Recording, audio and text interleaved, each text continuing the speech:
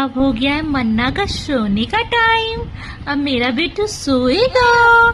सोने से पहले मेरा बेटू क्रैंकी हो जाता है, थोड़ा ऊ करता है, फिर मेरा बेटा सो जाएगा। सोएगा ना बेटू? मेरा बेटू है, मेरा बेटू सोना बेटू है। अब मेरा बेटू का सोने का टाइम हो रहा है। अब मैं देखती हूँ कि मेरा बेटू कब तक सोता है। सो जा बेटू। कब सोएगी? 12:10 हो रहा है। कितने बजे सोएगी बेटा? सो जा, सो जाओ। कितने बजे सोएगा मेरा बच्चा? मेरा बच्चा कितने बजे सोएगा? हो रहा है 12:43 और अब जाकर के मेरी बेटू सोई है। फाइनली बेटू सो गई।